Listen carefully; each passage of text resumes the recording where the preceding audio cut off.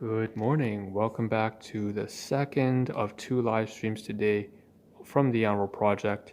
And in 3, 2, 1, I will step into the camera. We have very important stuff today. Okay. So, again, wherever you're from, whether it's the web platform, konnichiwa, annyeonghaseyo, ni hao, bonjour, wherever you're from on the world. Welcome to the Ahn Rho Project. This is the second of two live streams today. I know it's a little bit close up right now, but we're going to talk about something very serious. And what you see in the title is something that's very important. It's so in the past 2 to 3 weeks, okay, my previous live stream just about 2 minutes ago, I finished on about a week's worth of food that I've been eating for my caregivers. All right, and it was because I was stress and binge eating. If you are familiar with what that means, it's a very bad negative habit that I successfully got rid of for a long time until these past 2-3 weeks. And what happened these 3 weeks is my workplace stuff, my employment and workplace obligations, plus my volunteering obligations, plus money matters, paying back loans and shit like that. Everything came together. My own brother coming back from work. Birthdays from my cousin, also my caregivers, but also finally the most important one, my mother. So caregivers, one of them is my mother, and what's going down is you see what you see is what you get. You see in the title it says mother's deathbed. So what's going down is that, so how do I put this? Over the past 3 days, I've come to realization that my mother, okay, I might not be able to see her anymore in the next 3 months. And that's because what's happened is her health and body is rapidly deteriorating at a rate that is, she's gonna die. She's gonna die. And I don't know. I don't know how to. Let me move this out of the way here because it's all. Listen, I don't know how much time I have left with her, and I've spoken in the past on my live streams that things have not gone down well for me and my family, and that's because we can't even call ourselves a real proper family. Even what kind of family is it? If for the past 3 decades, the past 25 to 30 years, it's been like strangers living in the same household for us because, you know what? I'm not going to talk about it. It doesn't matter about what happened earlier, but long story short, let's just put it this way, all right? They came from Vietnam as refugees from the Vietnam War, okay? The communist takeover, and they came as boat people from Vietnam, and things have, always been a constant trying to catch up to even a low-income family household that would even be better than where we are, or were for a good proportion of our lives. And things have changed, but not by enough. And what's happened is so I'm going to talk about my mother's situation here in a private, confidential way that I won't be able to identify who we are, but I'm going to talk about it in a way that is at least able to cover the relevant details about what I intend on doing to make the last moments of our life at least as painful, as least painful as possible. I want to make the best out of the last moments for her as I possibly can, because no matter whatever bullshit happened in the past, the fact is, no matter what, as long as your caregivers did not abandon you on the streets, they provided a roof and shelter over your head, gave you clothing and food and water to drink, the basic essentials for survival. It doesn't matter if they were abusive or they hurt you and they screamed at you and they beat you and threatened to kill you and stuff like that. If at the same time they always managed to keep you alive. And this is a really contentious thing, right? This is not a live stream made for kids. Again, that's why my streams are never made for kids. I always highlight that. The point is, this is a very serious matter. Listen, I still believe it's an obligation and my responsibility, and I want to do whatever I can to give, to just make their lives as happy as possible. And if we can't reach happiness, then at least I can take away as much pain as I can. So what's happened to her body recently is, for the past 2 to 3 decades, for about, ever since I was born, she's been doing a job. And that has to do with my father's side as well. So my mother and father have a lot of issues together. I remember them screaming and arguing all the time, and hence that turned into a lot of beatings and threats to abandon me on the street and drop me out there. They would drag me outside and lock me out, and stuff like that. And it translated into a lot more than that. And that's because they also hurt each other, but they also didn't have a good education. So you can't really blame. It's hard to blame someone when they don't have anything, right? How do you expect so much out of someone who has nothing? They weren't even taught how to be a proper human being. In fact, they were broken by their own parents. So my grandparents hurt them, right? Your mother and father had a mother and father as well. And if your mother and father hurt you, it's most likely because their mother and father hurt them. So, it's a generational thing passed on for, at least 100 years.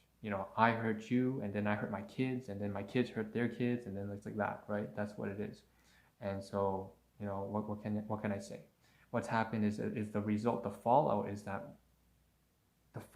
is that my mother had to work a job that is so rigorously demanding, and it's such a horrible job, okay, that having to dump 70, 60 pounds of stuff consistently down an assembly line for the past 30 years, and to have your own husband not support you and say, if you try to leave, we are divorcing.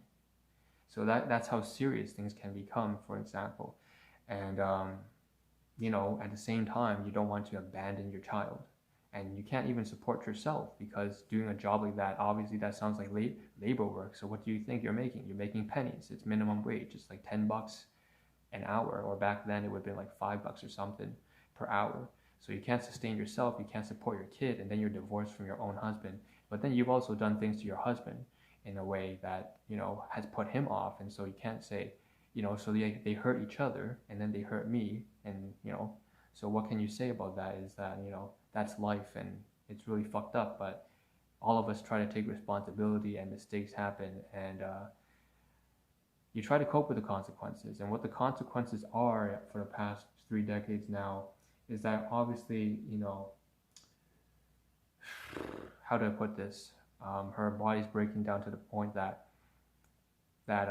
there's so much advanced progression of arthritis and tendonitis that she can't even lift something that's like 10 pounds, something that's like, she can't cook. She can't even lift like a bottle of water. Her arms are so broken down.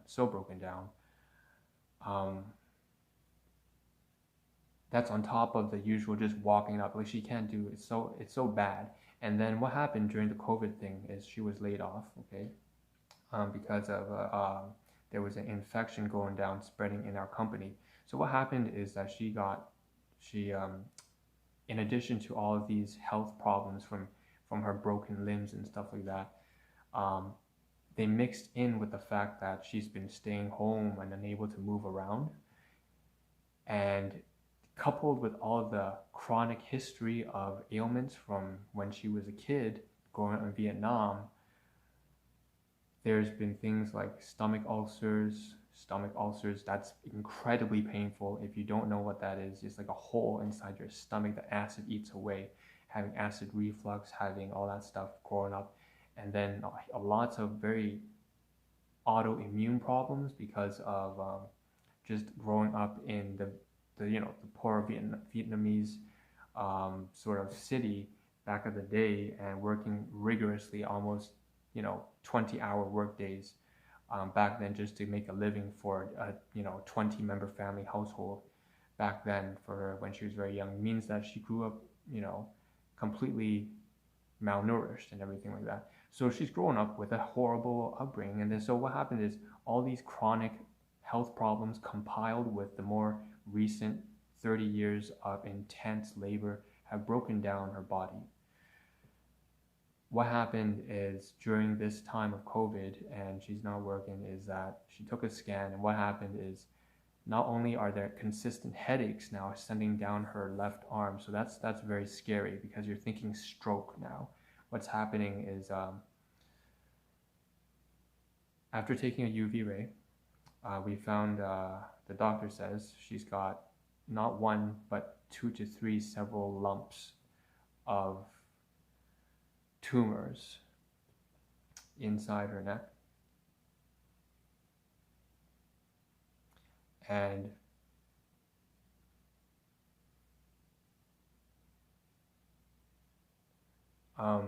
you know, so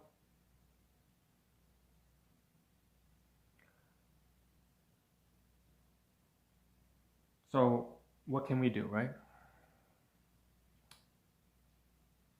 Give me a moment. Sorry, so basically I don't have much time left with her. We're going to see what happens. We don't know if it's malignant. We don't know if it's cancerous. We know it's a tumor, and it's several tumors.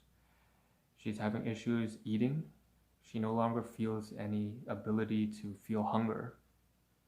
She's eating so little that, you know, because if she eats more, the acid goes up her throat, and then it starts to eat away at her tongue. She can't sleep. She can't eat. She can't work. She can't do anything.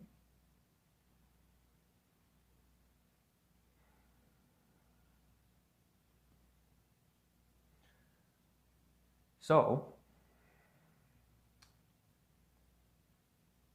what do we do from here?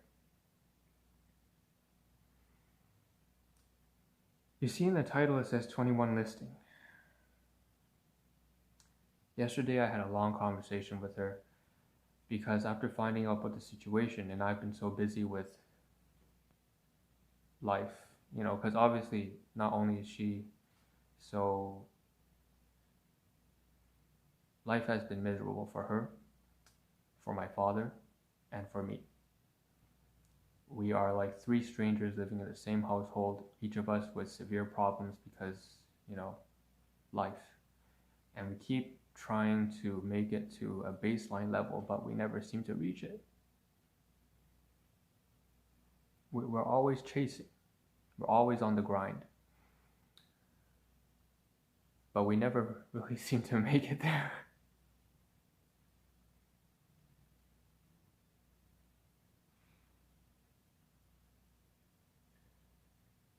Alright, so what is 21 listing about? I had this long conversation with her yesterday. I guess it's good that about 8 months ago I tried to repair the damage from 3 decades, and I was very successful. Things have only been going uphill in terms of relationships. Me and my mother are getting along way better than we ever have for most of our lives, and that's great. It's sad that, you know, this had to happen now, but I mean, I already knew, I anticipated. We always assume the worst because the worst is always around the corner for us. We've been fighting for so long. So we were always prepared, and I was certainly prepared for the day that would come when she wouldn't be able to do anything and I would have to support her. So what is 21 listing all about? 21 listing. So yesterday we had this conversation and I tried to basically be the physician and physiotherapist and psychotherapist all at the same time, and okay, I'm going to put my best foot forward here after hearing how serious the situation is for her. I said, the best thing I can do, and for the past 5 years, I lived my life without regrets. And one of the things that I always wanted to do was make sure that I did my best for my own caregivers, my own parents, my own father and mother. when the time came, I would be there. And the time is now. The time is now for me to act. And what I'm going to do, we spent almost 4 hours, and I tried to learn everything I could about the emotional, physical, mental, all the problems, from the health problems to the money problems to finance to the relationship problems. I had a whole synopsis broken down for me from her side of the story for the past 3 decades yesterday. And learning everything, which was no surprise to me because, again, I knew this since I was like 6 years old. It's very obvious as a child to you that something's really wrong if you're being almost strangled from your own parents. So what's happened is I was never surprised, but at least I had the details. And the reason why I needed the details is if I have this information, I can find solutions, and I can find ways to help, and I can find ways to mitigate the pain. And so the best thing I could do is move. Let's move. Let's try to... So most recently I've been focusing a lot on work and projects and volunteering and doing this Ahn Rho Project. But part of the Ahn Rho Project focuses not on just finance and health, but also relationships. Obviously, family is included in that. I cover the good, the bad, and the ugly. And so one new sub-series I'm going to start on the Ahn Rho Project, this time record for the next 30 years of my life and onwards. This is going to be a pretty pivotal, important sub-series of the Ahn Rho Project that focuses on me, not just the item catalog sub-series, not just the 1000 Days Till Death sub-series, but now also on what I'm going to do, almost like a daily sub-series focusing on trying to resolve the issues in my family. Whatever you want to make of that, because we're not really a family, but call it what it is. This is I'm going to build a family out of 3 strangers. I'm going to try to fix it up, okay? So what am I going to do? So first and most important thing, I need to bring her back to health. There are several I'm going to plan out over the course of the next week, and we're continuing off of every single day. I have a planned schedule of topics that I want to cover, from things that basically I believe may be helpful for my caregivers, specifically for my mother.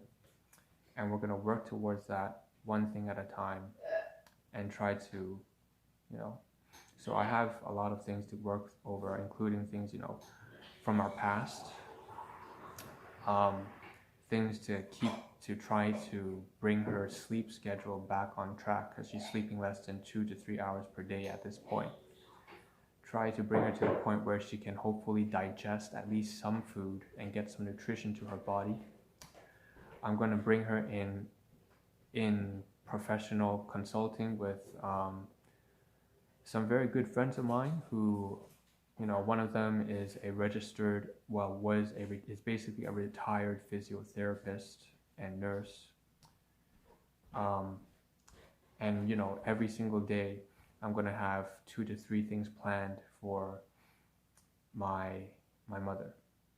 And one of the best ways I can live my life without regrets, like I said, this is one of those things I have to do. If I'm going to live my life without regrets, I'm going to face this and confront probably one of the most significant problems in my life. And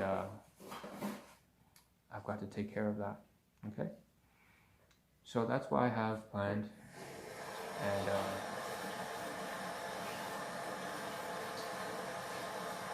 yeah, that's that. So this is the Ahn Rho Project. I'm going to deliver a take-home message now. I don't have very much left in me.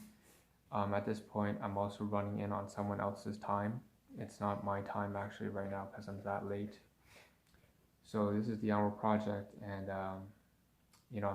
we're still on the grind, right? So like I said, we're renting a place with 4 other families, and right now someone else's time to use the kitchen is right now. So I'm going to wrap up. What's the take-home message? Every single stream, every single time I do a live stream, I say this: take care of your health, Take care of your finance, take care of your family, take care of the people that are valuable to you. Make sure that you become a strong, responsible individual, a disciplined individual, because that is the best way to be of less of a burden on them. The best thing you can do for the people who care for you is to make sure that you are independent, that you can take care of yourself.